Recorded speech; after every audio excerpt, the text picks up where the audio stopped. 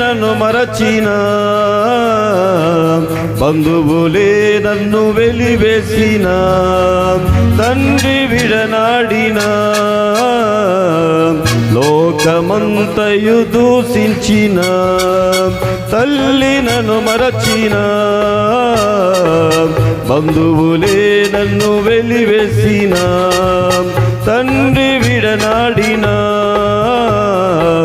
లోకమంతయు దూషించిన ఆశ్రయం ఆనందం నాకు బలము నా యేసయ్యా ఆశ్రయం ఆనందం నాకు బలము నా యేసయ్యా మన ప్రభువు మహాగణుడు స్తుతులకు పాత్రుడు మన ప్రభువు మహాగణుడు స్తుతులకు పాత్రుడు ఆమేన్ హల్లెలూయా మన దేవునికే మహిమ ఆమేన్ హల్లెలూయా మన దేవునికే మహిమ ఘనత ప్రభావము అర్పింతును ఘనత ప్రభావము అర్పింతును యెహోవా దయాళుడు ఆయన కృప నిలుచును, మనపై నిరంతరం ఉండును. యెహోవా దయాళుడు, ఆయన కృప నిలుచును, మనపై నిరంతరం ఉండును. మన ప్రభువు మహాగణుడు, స్తుతులకు పాత్రుడు. మన ప్రభువు మహాగణుడు, స్తుతులకు పాత్రుడు. మన ప్రభువు మహాగణుడు, స్తుతులకు మహిమ కలుగునుగాక. హల్లెలూయా. ప్రియ దీర్మిడ్లారా, మరి ఆలస్యం చేయకుండా మరి రెండో వర్తమానముగా అందించడానికి మన మధ్యలో దైవదాసులు.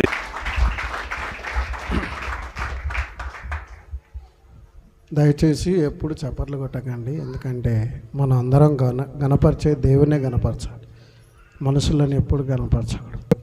యేసు ప్రభు శిష్యులలో ఒక ఇద్దరి గురించి నేను మీకు చెప్పాలని ఆశపడుతున్నాను. యేసు ప్రభు శిష్యులు ఎంతమంది అయ్యా? అందరికీ బాగా తెలుసు. దేవునికి స్తోత్రం. కొంతమందికి డౌట్ రావచ్చు, 12 మంది ఎందుకుంటారు, ఎక్కువ ఉండవచ్చు అని అనుకోవచ్చు. కానీ ఫస్ట్ అయితే స్టార్టింగ్లో యేసు ప్రభుకు 12 మంది. అందులో ఒక ఇద్దరి గురించి నేను మీకు బోధించాలని ఆశపడుతున్నాను. ఆ ఇద్దరు కూడా అన్నదమ్ములు. వారు మరి యాకోబు అలాగనే యోహాను ఇద్దరి గురించి నేను మీకు తెలియజేయాలని ఆశపడుతున్నాను. యాకోబు, యోహాను వీళ్ళిద్దరూ దేవుని యొక్క శిష్యులలో వీరు కూడా ఉన్నారు. మత్తయి సువార్త 4వ అధ్యాయంలో 18 నుండి 22 వచనాలు చదువుకుందాం. మత్తయి సువార్త 4వ అధ్యాయం 18 నుండి 22 వచనాల వరకు.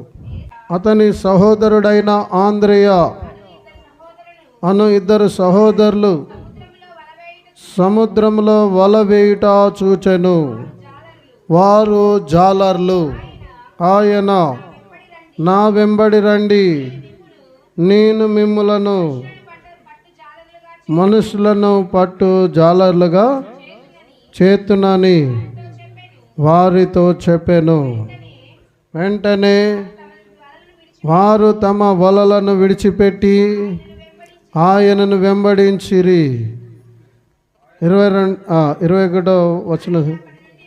ఆయన అక్కడి నుండి వెళ్ళి జెబెదయి కుమారుడైన యాకోబు, అతని సహోదరుడైన యోహాను అను మరి ఇద్దరు సహోదరులు తమ తండ్రి అయిన జెబెదయి యొద్ద దోణెలో తమ వలలు బాగు చేసుకొనుచుండగా చూచి వారిని పిలిచెను. వెంటనే వారు తమ దోణెను తమ తండ్రిని విడిచిపెట్టి ఆయనను వెంబడించిరి. దేవునికి స్తోత్రం. వీరు ఇద్దరు కూడా మరి ఈ జెబెదయి తండ్రి పేరు ఏం పేరట? జెబెదయి. ఈ సలోమి అనేది తల్లి, సలోమి. జెబెదయి తండ్రి, సలోమి తల్లి. వాళ్ళకు ఇద్దరు కుమారులు, యాకోబు, యోహాను. యాకోబు పెద్దవాడు, యోహాను చిన్నవాడు. అమ్మా, పిల్లలు ఉన్నారు కదా? 2 ఉంటారు, 3 ఉంటారు, 4 ఉంటారు, 5 మంది ఉంటారు, 10 మంది ఉంటారు. వాళ్ళందరూ దేవుడు ఇచ్చిన పిల్లలే. హల్లెలూయా. కానీ ఆ పిల్లలు కూడా దేవుని వెంబడించే పిల్లలుగా ఉండాలి. ఈ జెబెదయి, ఈ యొక్క సలోమి వీళ్ళిద్దరు ఏం పని చేసేవాళ్ళట? వాళ్ళు వృత్తికి చేపలు పట్టేవారు, జాలర్లు, బెస్తవారు. చేపలు పట్టేవారిని కూడా దేవుడు పిలుచుకున్నాడు. మీరు చేసే పనిలో నుండి దేవుడు మిమ్మల్ని కూడా పిలుచుకున్నాడు. ఇక్కడ మందిరంలో పరిచర్య చేయడానికి, ప్రార్థించడానికి, ఆరాధన చేయడానికి దేవుడు మిమ్మల్ని పిలిచాడు. ఇప్పుడు మీరు అందరూ ఏం చేయాలి? ఇక్కడికి వచ్చి నిద్రపోవాలనా? ఏం చేయాలి? ముచ్చట పెట్టుకోవాలనా? నువ్వు ఎలా ఉన్నావు, ఎప్పుడు వచ్చినావు, నేను ఎప్పుడు వచ్చినా, ఇలా మాట్లాడుకోవడానికి అయితే మనం రాలేదు, నిద్రపోవడానికి రాలేదు. నిద్రపోయిన వాళ్ళందరూ అల్లు చెప్పని గట్టిగా అమ్మో. నిద్రపోయినా ఆయన కేకలేశాడు, మా పిల్లలకి నిద్ర వస్తలేదయ్యా అని కేకలేశాడు నైట్. నేను అన్నాను, మా చర్చిలో మేము ఇంత సౌండ్ పెట్టి ప్రార్థన చేస్తున్నా కానీ నిద్రపోయేటోళ్ళు ఉన్నారు. అంటే ఇక్కడ నిద్రపోయేటోళ్ళు ఉన్నారా? బ్యాచ్ ఉన్నారా? ఎవరు లేరు కదా.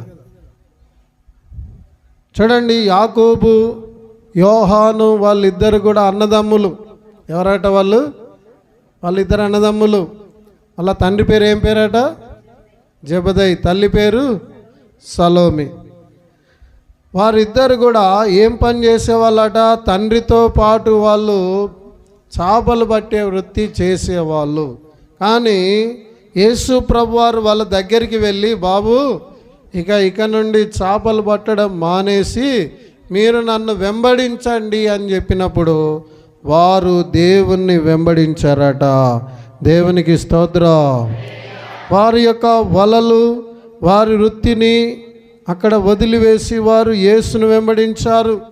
కానీ మీరు ఈ 3 దినాలు మీ పనులను మానేసి, మీ వృత్తిని మానేసి, మీరు మందిరానికి వచ్చి మీరు దేవుని వాక్యం వింటున్నారు. చాలా చక్కగా దేవుని వాక్యం వింటున్నారు. దేవునికి స్తోత్రం. చక్కగా ఆరాధన చేశారు, చక్కగా పాటలు పాడుతున్నారు. యవనస్తులు ఎంతో పరిచర్య చేస్తున్నారు. కొంతమంది ఏమో పిల్లలను చూసుకుంటా ఉన్నారు. చక్కగా వాక్యం వినండి అమ్మా అందరూ.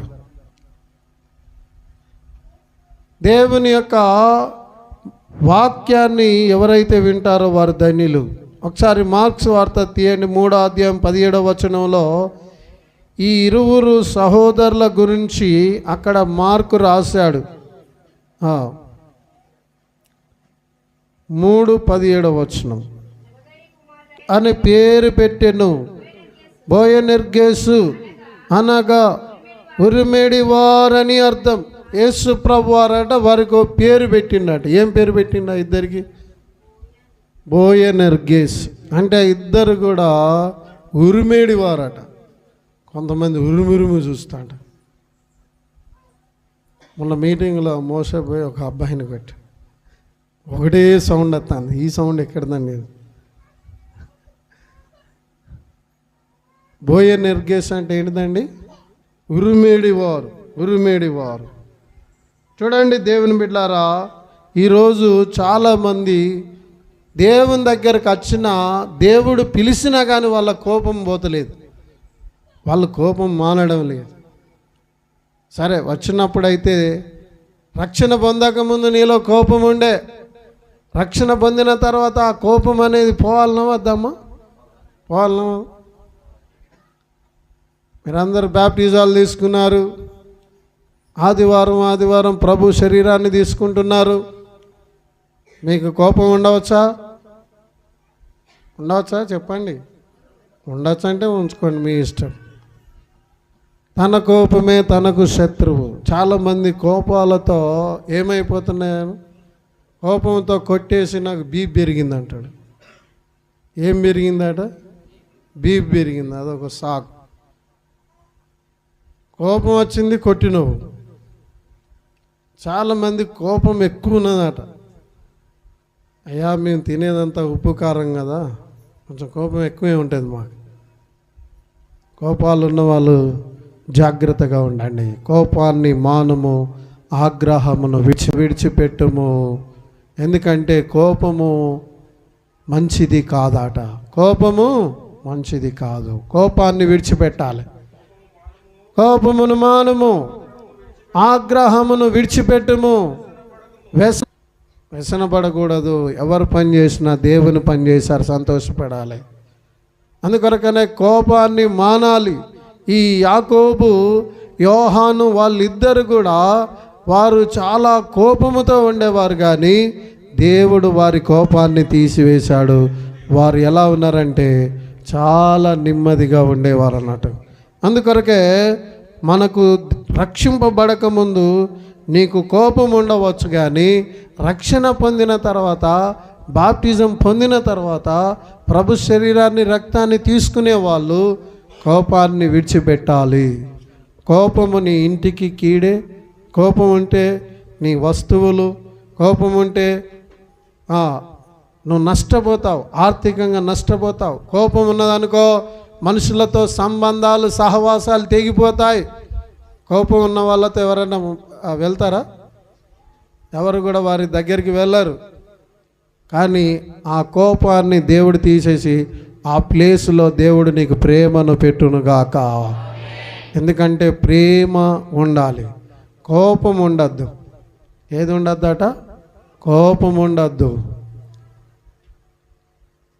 కొంతమంది ఎందుకు తాగావంటే నాకు కోపం వచ్చింది అంటారు. ఎందుకు తాగేవయ్యా? కోపం వచ్చింది, ఎవరిని ఏమనలేక తాగేసిన అంటారు. కోపం వస్తే తాగవచ్చా? కొంతమంది కోపం వస్తే పిల్లలను కొడతా ఉంటారు. పిల్లలు దమ్మ దిమ్మ తపలాలు మోగినట్టే. ఏందమ్మా నీ పిల్లని ఎందుకు కొట్టావు? తప్పు కదా అని ఎవరన్నా అన్నారనుకో, నా పిల్లని నా ఇష్టం, నేను కొట్టుకుంటే చంపుకుంటాను. ఇంకేం మాట్లాడతారు? వెళ్ళిపోతారు. యవనస్తులకి ఈ మధ్యలో కోపం ఎక్కువైపోయింది. కోపాన్ని విడిచిపెట్టాలి, కోపాన్ని విడిచిపెట్టాలి. ప్రభు శరీరాన్ని తీసుకుంటున్నాం, కోపాన్ని విడిచిపెట్టాలి. కోపం విడిచిపెట్టకపోతే అదే పెద్ద పాపంగా మారుతుంది. మార్క్స్ వార్త 1వ అధ్యాయంలో 19-20 వచనాలు చదువుదాం. మార్క్స్ వార్త 1వ అధ్యాయం 19-20 వచనాలు. ఆయన ఇంకా కొంత దూరం వెళ్ళి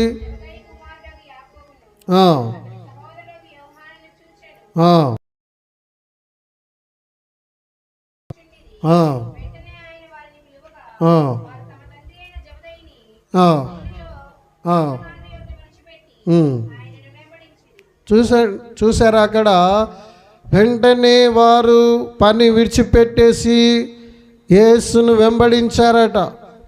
వెంటనే అనే మాట రాయబడ్డది. విధేయత, దేవుని యొక్క సేవ.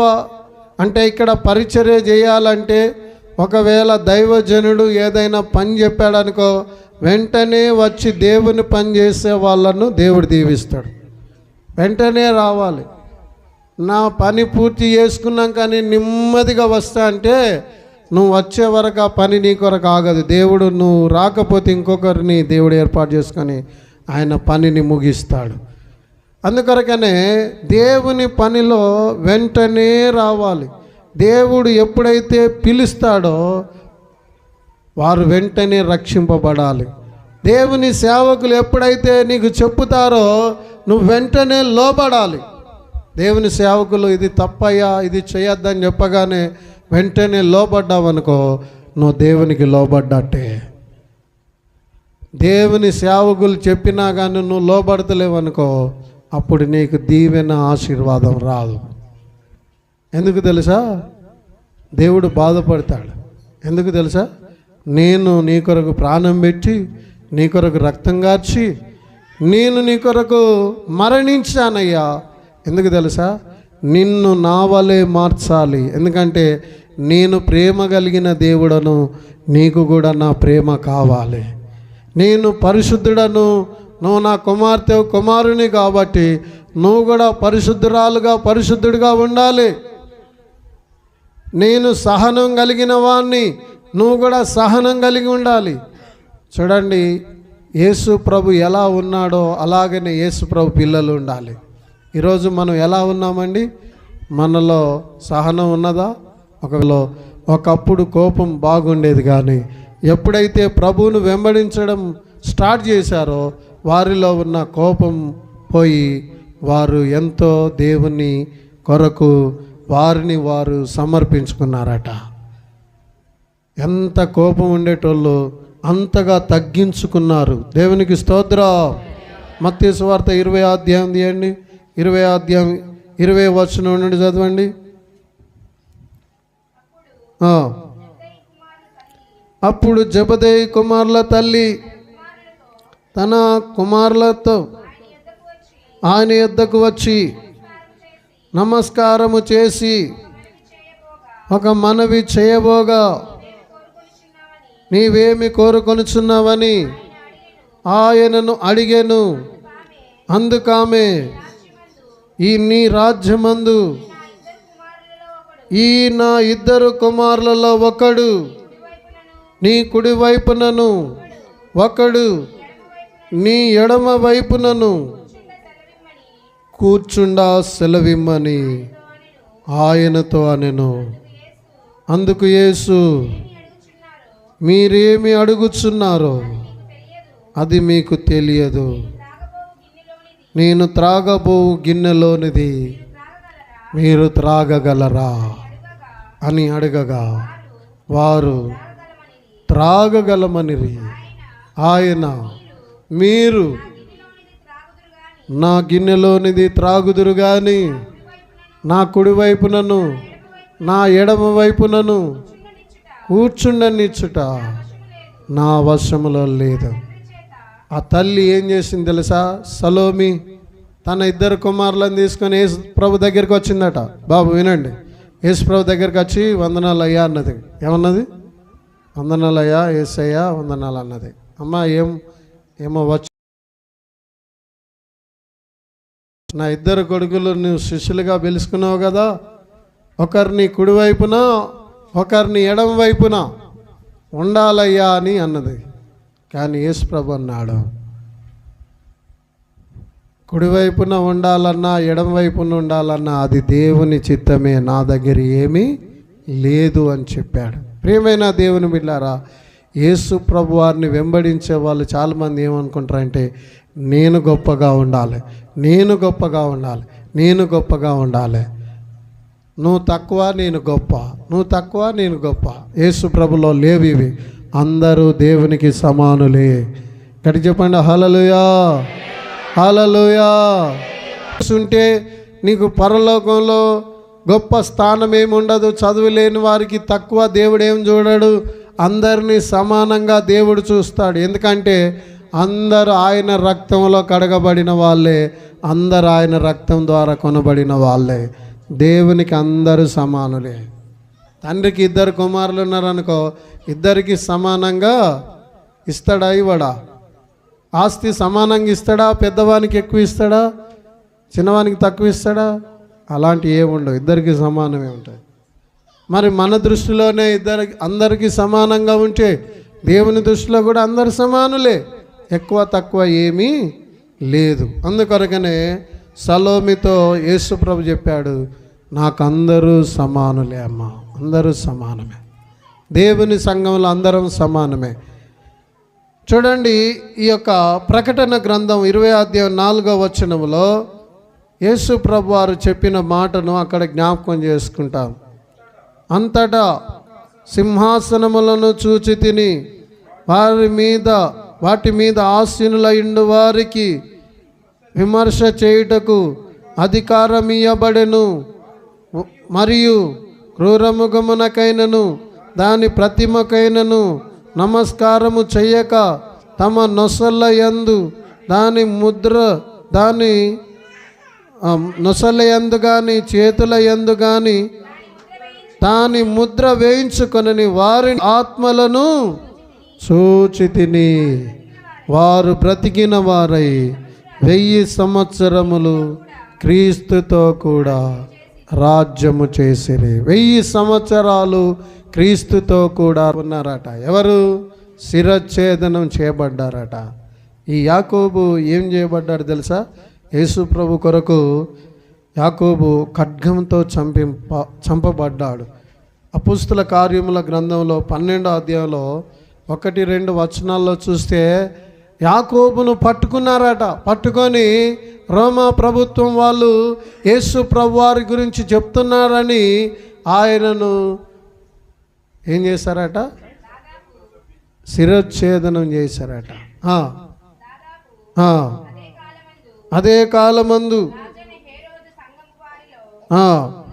రాజైన హేరోదు సంఘం వారిలో కొందరిని బాధ పెట్టుటకు యాకోబు ఎంత కోపముగా ఉండేవాడో అంత దేవుని కొరకు ప్రేమతో మారిపోయాడు. యాకోబు దేవునికి ఒక మంచి శిష్యుడైపోయాడు. ఆయన ఏం చేశాడు తెలుసా? బ్రతుకుట క్రీస్తే అనుకున్నాడు. దేవుని కొరకు చావడానికైనా యాకోబు వెనకాడలే. అందుకొరకే దేవుడు ఏం చేశాడు తెలుసా? యాకోబు ఏమయ్యాడట? ఖడ్గం చేత చంపబడ్డాడు. ఇప్పుడు యాకోబు ఎక్కడున్నాడు? పరలోకంలో ఉన్నాడు. దేవునికి స్తోత్రం. రెండు చేతులతో గట్టిగా హల్లెలూయా, హల్లెలూయా. దేవుని నిమిత్తము, నా నామము నిమిత్తము జనులు మిమ్మల్ని నిందించి హింసించి మీ మీద చెడ్డ మాటలెల్లా పలుకున్నప్పుడు మీరు ధన్యులు, పరలోక రాజ్యంలో మీకు ఫలం అధికమవుతుందని మత్తయి సువార్త 5వ అధ్యాయంలో 10వ వచనంలో ఉంటుంది. 11వ వచనం చూడండి. దేవుని నిమిత్తం నువ్వు ఏం నిందలు పడ్డావా? దేవుని నిమిత్తము నువ్వు ఏమైనా బాధలు అనుభవిస్తున్నావా? దేవుని నిమిత్తం నువ్వు ఏం కరువులు, ఇరుకులు, ఇబ్బందులు ఏమి లేవు కదా. దేవుని నిమిత్తము యాకోబు ఏమయ్యాడట? యేసు ప్రభు యొక్క శిష్యుడిగా ఉన్న యాకోబు ఖడ్గం చేత చంపబడి పరలోకంలో దేవుని సన్నిధిలో ఉన్నాడు. అందుకొరకనే ఆ 20వ అధ్యాయం ప్రకటన గ్రంథంలో మనం చూస్తే అక్కడ హతసాక్షులైన వారి ఆత్మలను చూసి తిని అని రాయబడ్డది. వారు బ్రతికిన వారై 1000 సంవత్సరములు క్రీస్తుతో కూడా వారు ఏమవుతున్నారట? రాజ్యము చేసిరి. అంటే క్రీస్తు యొక్క రాజ్యములో 1000 సంవత్సరాల పరిపాలనలో యాకోబు ఉన్నాడు. సహోదరి సహోదరుడా, మీరు జ్ఞాపకం చేసుకోండి. మీరు అనుకోవచ్చు, అయ్యా ఏంది మాకు ఇంత కష్టం ఏంది, ఇంత బాధ ఏంది, ఇన్ని గంటలు మమ్మల్ని కూర్చుండబెట్టి వాక్యం చెప్తున్నారు. ఏమిటయ్యా అంటే, మీరు 1000 ఏళ్ల పరిపాలనలో ఉండాలి, దేవుని రాజ్యములో ఉండాలి. అది శాశ్వతమైన రాజ్యం. దేవునికి స్తోత్రం, హల్లెలూయా. ఈ ప్రయాసము, ఈ ప్రార్థనలు, ఈ ఆరాధన, ఈ యొక్క బాప్టిజ కార్యక్రమాలు ఇవన్నీ కూడా దేని కొరకు తెలుసా? దేవుని రాజ్యములో 1000 సంవత్సరాలు భూమి మీద నువ్వు ఎన్ని సంవత్సరాలు బ్రతుకుతావు? 70 లేదా 80 సంవత్సరాలు. అక్కడ 70-80 సంవత్సరాలకి ఇక్కడ ఏమున్నదట? ఆయాసము, దుఃఖము, వేదన, కరువులు, బాధలు, సమస్యలు ఇవన్నీ ఉన్నాయి. కానీ పరలోకంలో కరువు లేదు, పరలోకంలో సమస్యలు లేవు, పరలోకంలో ఏమి లేదట? ఇబ్బందులు లేవు. అక్కడ ఎన్ని సంవత్సరాలట? చెప్పండి గట్టిగా. 1000 సంవత్సరాలు దేవునితో ఉండబోతున్నావు. నువ్వు నా కుడి వైపు నుండి అంటాడా? లేకపోతే ఎక్కడ?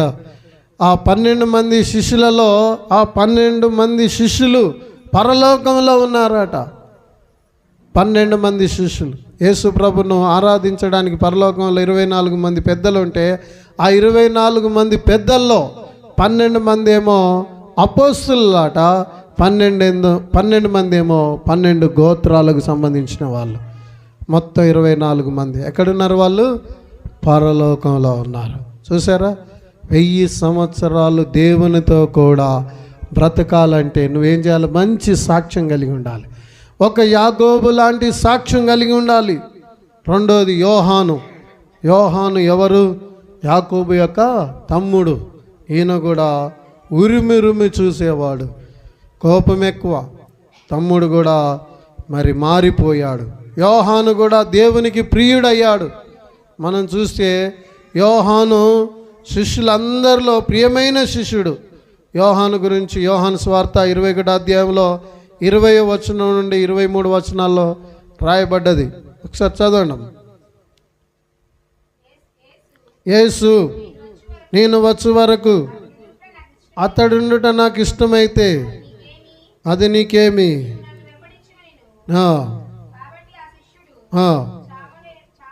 చావడు.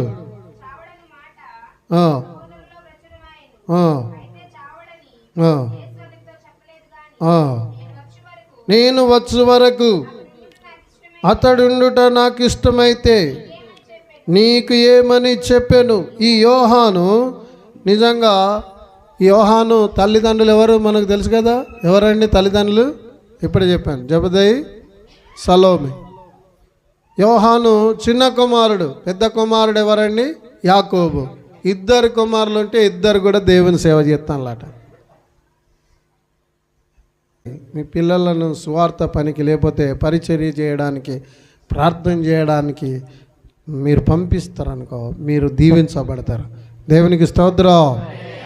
మీ పిల్లలు వాళ్ళు చెడిపోకుండా వాళ్ళు బాగుపడాలంటే వాళ్ళు దేవుని మందిరంలో ఉండాలి. అందుకొరకే పిల్లలను నువ్వు దేవుని సన్నిధికి తీసుకొని వస్తున్నావా? నీ కుటుంబం అంతా పిల్లలతో కలిసి దేవుని మందిరంలో ఉంటున్నారా? ఉంటే ధన్యుడవు, ధన్యురాలవు. చూడండి, యాకోబు మరి దేవుని కొరకు చంపబడ్డాడు. తర్వాత యోహాను మనం చూస్తే యోహాను కూడా ఏం చేసేవాడట? ఆయన కూడా చేపలు పట్టేవాడు, బెస్తవాడు. కానీ యేసుప్రభు పిలిచిన తర్వాత ఆయన చేపలు పట్టడం మానేసి ఆయన కూడా యేసుప్రభు వారు 12 మంది శిష్యులు అన్నారు కదా. ఎంతమంది అయ్యా శిష్యులు? చెప్పండి, అందరూ చెప్పండి. ఎంతమంది? ఆ 12 మంది శిష్యుల్లో యేసుప్రభు వారు ఎక్కువగా ప్రేమించిన శిష్యుడు ఎవరయ్యా అంటే యోహానే. చాలా సమృద్ధిగా ఉండేదట, ఎంత ప్రేమ కలిగిన వాడు. అందుకొరకనే ఆయన పత్రికలలో ప్రేమ గురించి రాస్తాడు. ఎందుకంటే ప్రేమ గల్లవాడు కాబట్టి ప్రేమను గురించి రాశాడు. నీలో ప్రేమ ఉంటే నీ ప్రేమ గురించి ఇతరులు సాక్ష్యం ఇస్తారు. కలిగిన వాడు. చూడండి, మనం చూస్తే ఈ శిష్యుల జాబితాలో యోహాను దేవునికి ప్రియుడైన శిష్యుడు. ఎలాంటి వాడట? ప్రియుడైన శిష్యుడు. ఈ యొక్క పగలు దేవునికి నువ్వు ప్రియుడవు కాగలవా? దేవునికి ప్రియుడవు కాగలవా అంటే ఎట్లాంటి ఏం చేయాలి? దేవుని మాట వినాలి, దేవుని వెంబడించాలి. యేసు ప్రేమించిన శిష్యుడు. యోహాను సువార్త 13వ అధ్యాయంలో 23వ వచనం చదివితే ఆయన శిష్యులలో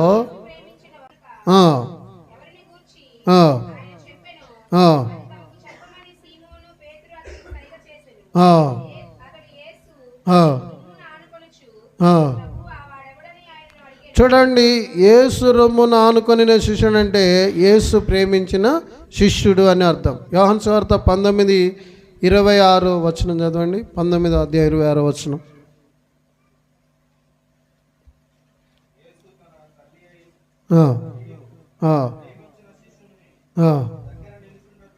అలా ప్రేమ లేని వాళ్ళకి అప్పచెప్తామా? ఉన్నదని అప్పచెప్పాము. వాళ్ళకు అన్నీ ఉన్నాయని మనం అప్పచెప్పాం. కానీ వాళ్ళు ప్రేమతో చూసుకుంటారని ఒకవేళ నువ్వు నమ్మితే వాళ్ళకి అప్పచెప్తావు. యేసు ప్రభు సిలువలో ఉన్నప్పుడు ఆయన తల్లిని ఎవరికి అప్పచెప్పాడు తెలుసా? యోహానుకు అప్పచెప్పాడట. దేవునికి స్తోత్రం, హల్లెలూయా. యోహానును యేసు ప్రభు వారు నమ్మాడు. యోహానును యేసు ప్రభు వారు ప్రేమించాడు. యేసు ప్రభు వారిని కూడా యోహాను అంతా ప్రేమించాడు. అందుకొరకే యోహాను ఏమయ్యాడు తెలుసా? తన జీవితకాలం అంతా అందరికంటే ఎక్కువ బ్రతికింది ఎవరంటే యోహానే. ఎక్కువ కాలం బ్రతికింది యోహానే. దేవుని బిడ్డలారా, దీర్ఘాయువుని దేవుడిచ్చాడు యోహాను. యోహాను పత్రికలు రాశాడు, యోహాను సువార్త రాశాడు, యోహాను ప్రకటన గ్రంథం రాశాడు. దేవుడు యోహానును పరలోకం తీసుకెళ్ళి పరలోకం అంతా చూపించాడట. పరలోకం అంతా నువ్వు దేవుణ్ణి ఏం చేయాలి? పట్టుకోవాలి. ఎక్కువగా దేవుణ్ణి ప్రేమించాలి. దేవుని బిడ్డగా నువ్వు జీవించాలి. ఈరోజు మనందరం కూడా ప్రభు శరీరం, ప్రభు రక్తం ఉన్నది. ఈ ప్రభు శరీరాన్ని, రక్తాన్ని తీసుకోవాలంటే ఏం చేయాలండి? ముందు చెప్పండి, ఏం చేయాలి? ఒక యోహానులాగా మారాలి, ఒక యాకోబులాగా మారాలి. దేవుడు అంటాడు, ఇది నా శరీరము, ఇది మీ కొరకు నేను అప్పగించిన శరీరం. అంటే ఏంటిదన్నట్టు? దేవుడు తన శరీరాన్ని నీకు ఇస్తున్నాడంటే దాని అర్థమైంది, ప్రభు శరీరం నీకు ఇస్తున్నాడంటే దాని అర్థమైంది, నిన్ను ప్రేమించాడు, నిన్ను ప్రేమించాడు. ఇదిగో అయ్యా, ఇది నా శరీరం, ఇందులో జీవం ఉన్నది, ఈ శరీరంలో పరిశుద్ధత ఉన్నది. ఈ శరీరాన్ని తిని ఈ శరీరమును తినువాడు ధన్యుడు, రక్తమును త్రాగువాడు ధన్యుడు. రక్తము దేవుడు నీకెందుకు ఇస్తున్నాడు? నిన్ను ప్రేమించాడు. తన రక్తము, తన ప్రాణం కంటే ఎక్కువగా నిన్ను ప్రేమించాడు. యోహానును ప్రేమించిన దేవుడు ఈరోజు ప్రియమైన సంగమా మనలో కూడా ప్రేమించాడు. ప్రియమైన సహోదరి, సహోదరుడా, యేసయ్య నిన్ను ప్రేమించాడు కాబట్టి ఈరోజు ఆయన శరీరాన్ని, ఆయన రక్తాన్ని మన కొరకు ఇచ్చాడు. ఒకసారి అపోస్తలుల కొరింథీయులకు రాసిన మొదటి పత్రిక 11వ అధ్యాయం 23వ వచనం చదవండి. పౌలు గారు ఏమంటున్నాడంటే, నేను మీకు అప్పగించిన దాన్ని ప్రభు వలన పొంది తిని, ప్రభు అయిన యేసు తాను అప్పగింపబడిన రాత్రి ఒక రొట్టె ఎత్తుకొని అంటే ఆ రాత్రి బల్లారాధన జరిగింది కాబట్టి రాత్రి అని రాశాడు. ఇక్కడ పగలు జరుగుతుంది. ప్రభు శరీరాన్ని ఎత్తిపట్టి ఏమంటున్నాడు? ఇది మీ కొరకైన నా శరీరం, నన్ను జ్ఞాపకం చేసుకోవడానికి దీనిని మీరు చేయండి. ఇప్పుడు ప్రభు శరీరం తీసుకోవడం, నువ్వు ఎవరిని జ్ఞాపకం చేసుకోవాలి చెప్పండి గట్టిగా? యేసయ్యని జ్ఞాపకం చేసుకోవాలి. యేసయ్యా, నన్నెంతో ప్రేమించి నీ శరీరాన్ని ఇచ్చావయ్యా. తర్వాత నన్ను జ్ఞాపకం చేసుకోవడానికి దీన్ని చేయుడి. ఆ ప్రకారమే భోజనమైన పిమ్మట ఆయన పాత్రని ఎత్తుకొని, ఈ పాత్ర నా రక్తము వలనైనా క్రొత్త నిబంధన, మీరు దీనిలోనిది త్రాగునప్పుడల్లా. ప్రభు శరీరాన్ని రక్తాన్ని తీసుకోవాలనుకుంటున్నారో వాళ్ళందరూ, బ్యాప్టిజం పొందిన వాళ్ళందరూ మోకాళ్ళ మీద ఉండండి. ప్రభు శరీరం రక్తం మన మధ్యలో ఉన్నది. ప్రియమైన దేవుని బిడ్డలారా, ఎవరు కూడా ప్రభు శరీరాన్ని రక్తాన్ని అయోగ్యముగా తీసుకోవద్దట. అయోగ్యముగా తీసుకుంటే ఏమొస్తుంది? శిక్ష వస్తుంది, బలహీనతలు వస్తాయి, రోగాలు వస్తాయి. కాబట్టి యోగ్యముగా తీసుకోవాలి. అందరు తలలు వంచండి, మోకాళ్ళ మీద ఉండండి. ప్రభువా, ఇది నీ శరీరం, నన్ను ప్రేమించి నీ శరీరాన్ని ఇచ్చావు నాయన, నన్ను ప్రేమించి నీ రక్తాన్ని ధారపోసావు నాయన. ఇప్పుడు నీ శరీరాన్ని, ప్రభు శరీరాన్ని రక్తాన్ని తీసుకునే వాళ్ళు ముందుకు ఉండండి, మిగతా వాళ్ళు వెనకాల కూర్చోండి. ప్రభు శరీరం తీసుకునే వాళ్ళు ముందుకని ఉండండి. స్తోత్రం, స్తోత్రం, స్తోత్రం, స్తోత్రం. హల్లెలూయా, హల్లెలూయా. యేసయ్యా నీకు స్తోత్రం, యేసయ్యా నీకు స్తోత్రం. దయచేసి ప్రియమైన దేవుని బిడ్డ, ప్రభు శరీరం తీసుకునే వాళ్ళందరూ కూడా ముందు వరుసలో ఉండండి. హల్లెలూయా. బయట ఉన్న వాళ్ళు దయచేసి లోపలికి రావాలి. తీసుకొని వాళ్ళు ఎవరు కూడా బయటికి వెళ్ళొద్దు, అందరూ లోన కూర్చోవాలి. ప్రభువా, ఇది నీ శరీరమునైనా ఒక యోహానులాగా, ఒక యాకోబులాగా నువ్వు ఉండాలి. దేవుని బిడ్డ, యోహాను ఎలాగైతే యాకోబు దేవుడానికి ప్రభు ఈరోజు నీకు దయచేసినటువంటి ఆయన శరీరాన్ని, ఆయన రక్తాన్ని మనం జ్ఞాపకం చేసుకుందాం. ప్రభు నీ కొరకు కొట్టబడ్డాడు, ప్రభు నీ కొరకు గాయపరచబడ్డాడు.